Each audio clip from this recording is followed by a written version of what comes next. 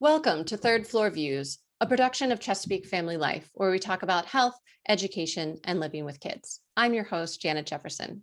Today, we're talking about managing emotions, fostering creativity, and building confidence in our kids through storytelling. Joining us is Mary Ostrowski, owner of Weems Creek Nursery School, and she is here to talk about Drip, Drop, and Drizzle, who are the characters in her new series of books that are designed to help both kids and parents. Thank you so much, Mary, for being here with me today. Yay, thank you very much for having me. It's a delight.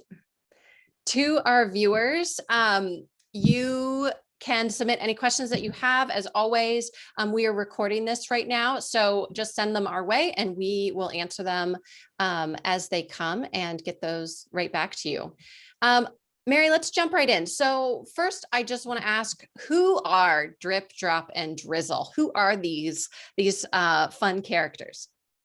Drip, Drop, and Drizzle are three little raindrop characters who were they're elementary aged kids who go through all of the ins and outs of navigating elementary school, just like any of our kids do.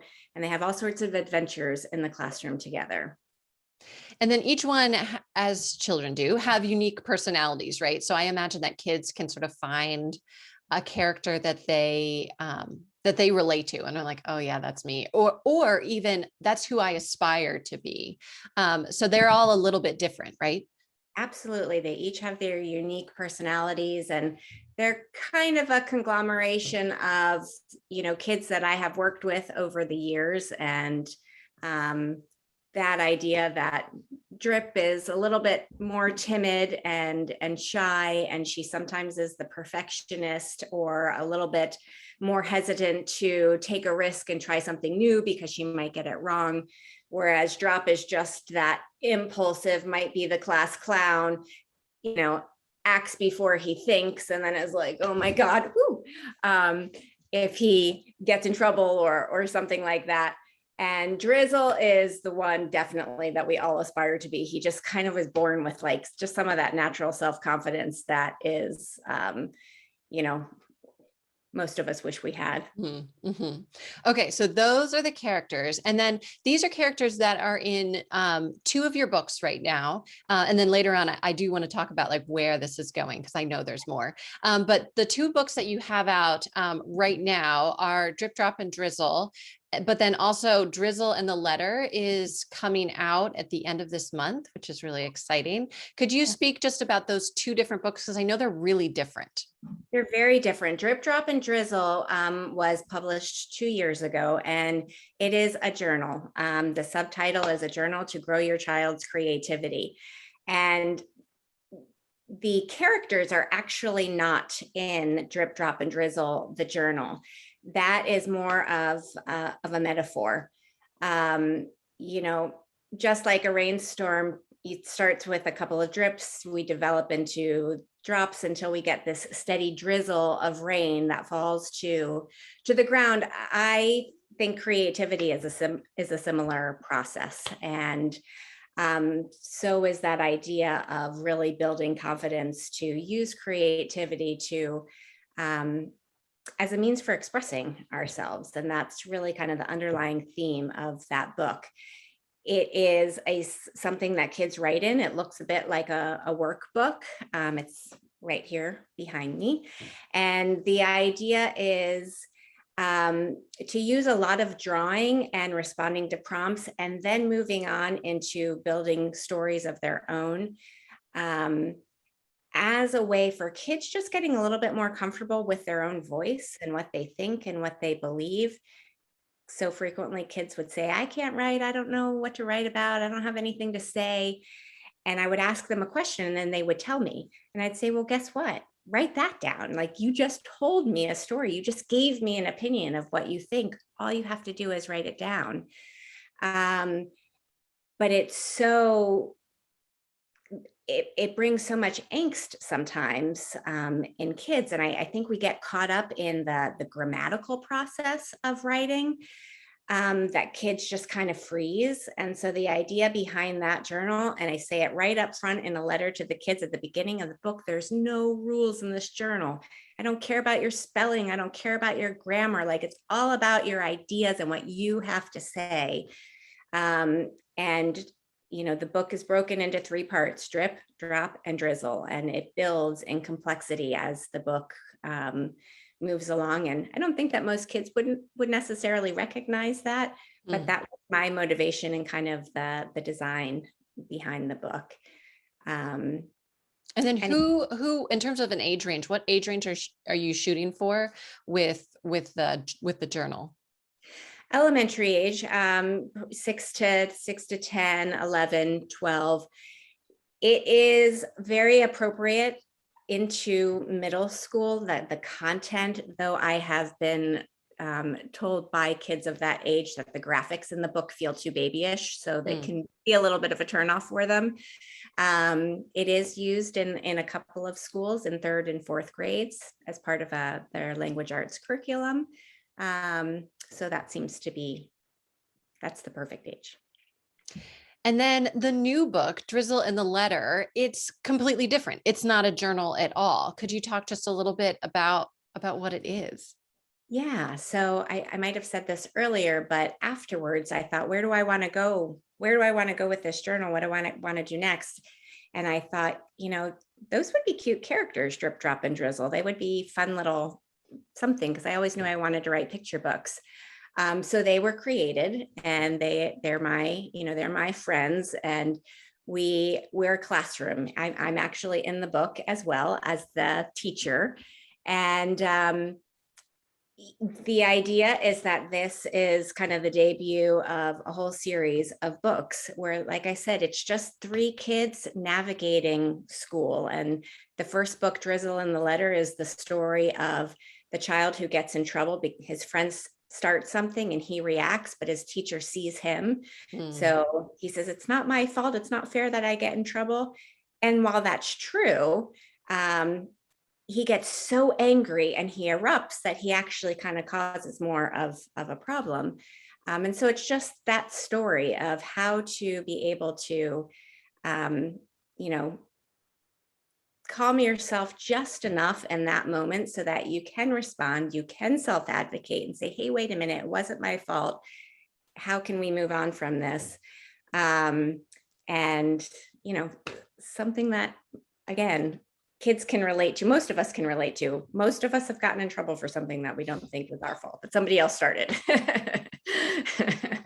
Definitely. Yeah. So within this book, if you're sitting down at bedtime and reading this story to your child, what skills are they learning in this book? It sounds like, it's a fun picture book, but as sort of parents love, speaking maybe for myself, that there are these hidden messages. And what are kids learning as they're reading this? The ultimate message is, we can't control the feelings that we have. They're valid, but we can control how we react to them. And, so often,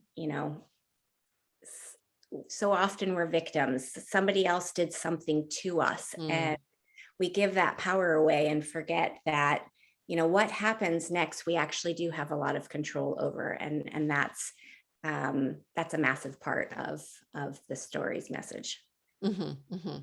Um, so what would be maybe some advice that you have to give to parents with kids who are struggling with managing emotions or big feelings? I know that that's a normal part of development, but I also think it's a space that it's really hard. It's hard when you have these kids who are really struggling with, what do you do with these big feelings that I'm having, and how do you teach that? As adults, we all went through this process in terms of growing up and getting older, but we so easily forget that this is something that we actually have to teach.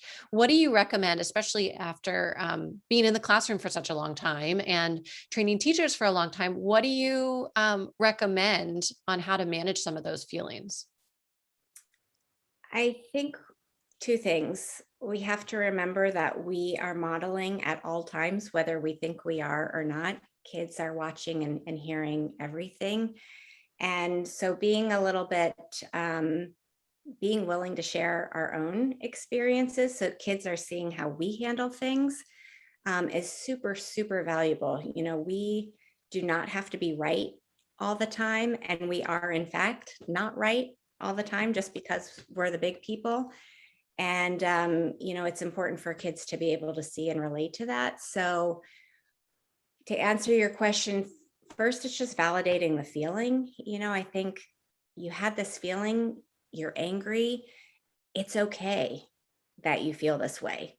Now, what are we going to do with it? And this is hard because if they are reacting to us and we're also emotional in this back and forth, like we're not going to get it right all the time. We're going to react sometimes also in a way that afterwards, maybe we wish we didn't, that actually escalates before it de-escalates. And so I think, actively practicing calming down strategies and letting kids see that we're doing it, thinking out loud, is really important. And then being able to go back and say, you know what, I'm sorry I yelled at you. I was really upset because you were not listening to the directions that I gave, and we needed to get out the house in this time frame. And so it made me frustrated, but I'm sorry that I yelled at you. What could we do differently? And, that's really hard to do in the moment sometimes, like I said, when the emotions are just running high and you're like, oh my gosh. But it's real. And not only are we able to validate kids' emotions and, give them a new space to talk, but we're also then modeling what happens if we don't get it right, and how to be able to kind of rally from that. Mm-hmm. So you are the director of Weems Creek Nursery School. Do you use drip, drop, and drizzle in your curriculum? And as you're teaching some of these skills to kids, how are you going about it? Are you obviously, I imagine you're doing a lot of modeling as you just spoke to, but what are some other maybe tools or techniques that you're using? And do characters play a part of that curriculum? Mhm. Um, Drip, drop, and drizzle strictly as a teaching tool is not part of Weems Creek, just because it's a little bit older. It's geared towards Mm, children a little bit older than preschool. But the concept of it's okay to be wrong. It's okay to just start small, and see how it feels, and then build and build and build, and kind of get to that point where kids are a little bit more comfortable taking risks, because mhm, they know if they get it right, awesome. But if they get it wrong, that's not a failure. It's just a chance to figure out a new way. That's absolutely used in our classrooms every day, all mhm, day. mhm, mhm. Um, so this, I know that there's a larger picture here. You have these two books right now. What's next? What's next with these characters? And where do you see this going? Certainly a series of books. I intend for Drip, Drop, and Drizzle to be a household name of characters that kids can relate to and talk about, and have many more books to come in the coming years that are just experiences that kids are having in school, and a way to be able to maybe bring them into schools, talk with parent groups, maybe do things with kids, around creativity, around how to use storytelling, whether, like my journal, they're creating their own, or through reading, they're interacting with a story. Being able to just build confidence in expressing themselves, opportunities there. Um, and I've told some people this, but I've never said it in front of a live group that could be out in public before, but I would love down the road for it to become a little TV show as well. Ah, fun. Yeah. Um, so how did you decide where to start? You started with the journal and then moving into a picture book. But in terms of like the content that you're covering, there's so many different challenges that kids are facing.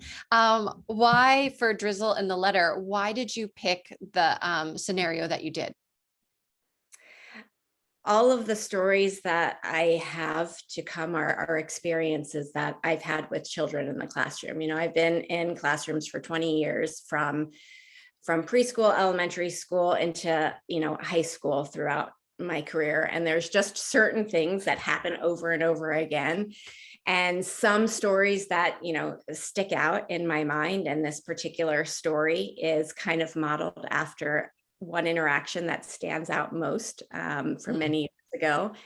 And the way it all kind of, the way it all played out was awesome.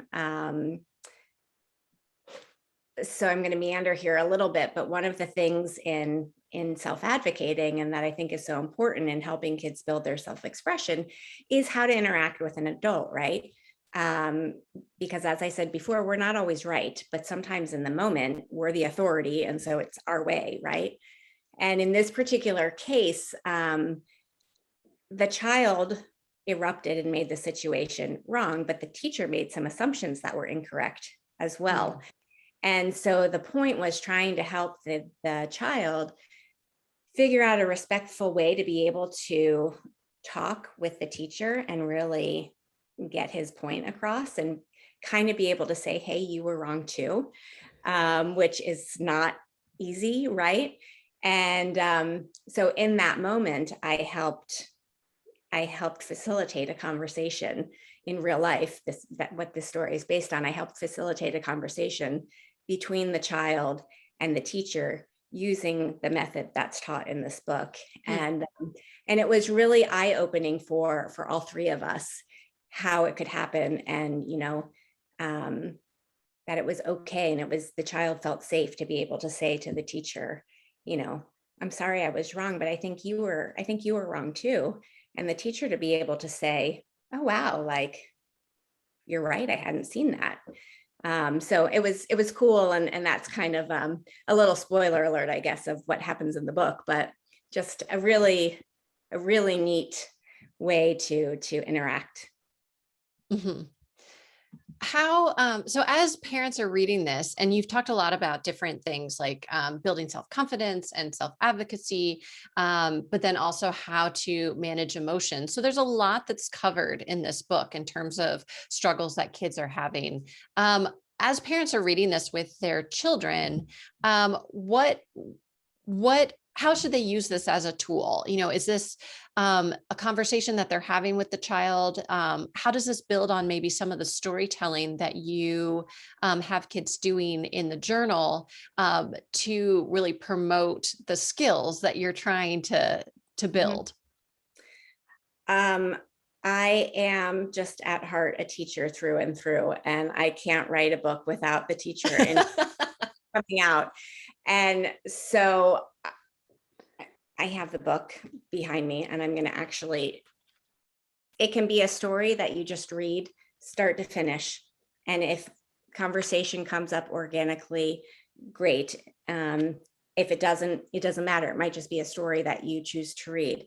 Um, but throughout it, there are also just little post-it notes in the book Oh, that perfect. are that are just little tidbits to whoever's reading the book.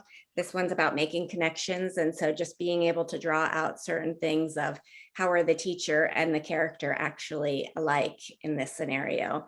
So there's kind of little just prompts throughout the Mhm. way to generate conversation, if you'd like. And then I didn't want to lose sight of the journal because, again, I think it's all three pieces. I love literacy as a tool for teaching and learning. And so the idea of starting off with something that you read and use kind of as a teaching tool, but then can get kids involved on the flip side with drawing and writing and so forth, so that they're applying it on their own. All of that's really, really powerful to me, that combination. So at the end of the book, there is actually a journal-esque activity where the kids can write in the book, and it's a follow-up of the story. And they are encouraged to draw and to write in the story. And then a very good friend of mine gave me the greatest idea ever. And there's a little QR code at the back of the book. And that is something that leads you to my website, and it will change, monthly with different activities, sort of following up with things that parents and kids can do as well. That's great. So there's always something to do. The book is really just a gateway to more. That's so Yes. exciting. Yeah. So with both books, I can see that a major through line is this confidence building, whether it be through writing and drawing and storytelling, or through how kids interact in the world around them and with relationship building and solving conflicts. What are some things that you might recommend to parents for how to foster confidence? Because I think especially with the past few years, the world has become an exceptionally crazy place. And adults feel that and they express that. And I think kids now have started to absorb that. So I think there's a lot more anxiety maybe in the world than there used to be in childhood. Um, so I think confidence is something that we really need now in our kids. So what are some things that you might recommend that parents do to help foster that on a larger scale? I think it's really focusing on the process, and really making such an effort to point that out to kids. Let me explain what I mean. We tend to be very results oriented Mm, as a society. You've got a test, you got a 95 or you got a 75, right? And that's it. That's the end all be all. We look at that and say, okay, try better next time. But what if we move backwards and say, what did you do to get to this result? And focus on the actions that are being taken. Because for a child who gets the 75 or the 65 or doesn't get it wrong, it's like, I studied and studied and studied and I didn't get anywhere. I still got a bad grade. So why is it worth it? But if we focus on the action of, okay, you studied and this is what you got. So imagine if you study next time even more, or in a slightly different way. Let's see, you could get a 75 to an 80 the next time, and focusing on those really the small successes along the way. That wasn't necessarily the best example that I just gave, but my point is taking away only the result and really talking about what are the steps that the child took, what are the actions that they took, because again, that's where our control is, right? mhm. It's what we can do. The teacher didn't give me this grade, or this didn't necessarily happen without me having any role in it. So Mhm. being able to try to connect those dots and help kids see where they impacted the results that they got in a positive way or in a negative way. And if it wasn't the result they wanted, okay, then let's talk about that. What could we do differently? What could you do differently? What can I do differently to help you get a different result next time? And I think that's one of the really biggest things, is just the small little things in helping children see where they have control over something that they think they don't have control over. Mhm. I can see that being really empowering too. That you do have control, especially for a kid who feels so often that they don't because they're in this world constructed by adults. And that can be a great tool for them. And then I see this exact same thing in Drizzle in the letter. You're saying, look, let's look at the process. Let's see where you control your reaction. Yeah, you didn't, maybe that thing happened to you, but then you get to control your reaction. Mhm. So I think that's a very tangible thing to give to parents, to give to kids. Yeah. Um, One other question that I had was, we've talked a lot about, who is this for? And, if we're looking at like elementary and maybe into middle, um, what maybe would you recommend to promote um, confidence building, but then maybe even the creative process? Because I see very clearly now that that's part of it. What would you suggest for younger kids, and then on the flip side, older kids? How can they build those skills as well? Um, Really, I think, younger kids, it's so easy because they're so open and absorb everything. So it's just drawing them in, and whether a journal is something that they're not going to be able to do independently the same way, but you can do it together. This idea of drawing or telling a story, or you know helping smaller kids start seeing the patterns and kind of the stepping stones of 1, 2, 3, because that's part of what they're learning, and the sequence of events, and kind of learning that multi-step cause and effect type of thing. So we can always talk about that, and using repetition and repetition and repetition. Um, but giving them opportunities to also just play by themselves, and this whole idea, and I think this goes to older kids too. I think it goes to us as adults as well. Like, let's sit and be bored. We don't Hmm. have to. We don't have to be entertained all the time. Because if you have nothing to do, you don't have a phone or a TV to watch or a device to be on, then a couple things are going to happen. You are going to sit for a while. You're going to complain for a while. You might fall asleep, in which case maybe you needed a nap. Okay. Or you're going to find something to do. You're going to find something to do. And it's that space that then is promoting kind of the critical thinking and so forth, to build something new, to find something to do. So I think boredom cannot be overrated. And I do think that, really finding time, not on electronics, if it's only half an hour a day where electronics are absolutely not allowed. Um, that's a really important thing to be able to do as well. And I don't know if I answered your question, because I have so many ideas going off in my head right now. It's hard to stay focused. Mary, I love that. I think that was maybe one of the best answers ever. And I think, saying that both as a former teacher and as a parent, and just as a human, boredom is something that is essential to creativity. And I think also in this sort of crazy time where we're running around and technology is all consuming, it's also a time and space to sort of take a breath, calm down, and reconnect with quieter, slower things. But then Yeah. that gets us thinking and gets the wheels turning, and then it actually makes us, I think, um, more creative and more excited about the world in a way that technology really struggles to achieve.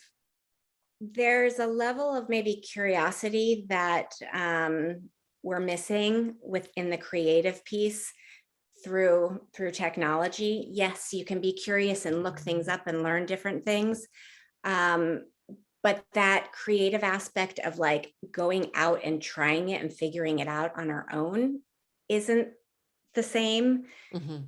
because you've got just a click of a button that you can look it up. And so, kind of taking that away, and really having to think and figure it out for yourself. Like, those are the building blocks of critical thinking and problem solving, right? So super, super important.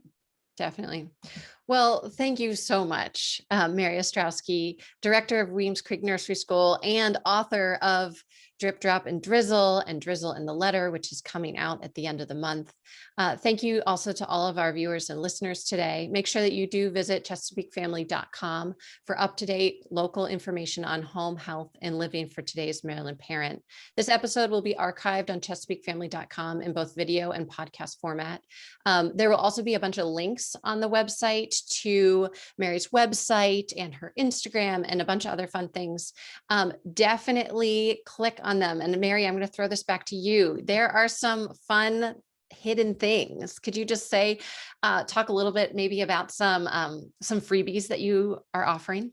Yes, for sure. Creativity and that whole idea of finding stuff not on electronics to do is really near and dear to my heart. So I do have just a little like weekly checklist of fun things to do, something that could be you can do as a family, and there's something for every day of the week. So there's a freebie on there, and that link is, yes, it's something that you will be including, and that's courtesy of Drip, Drop, and Drizzle. They helped me create it. I love it. Well, thank you so much again, Mary. I am Janet Jefferson with Chesapeake Family Life and Third Floor Views. Thank you so much. Thank you.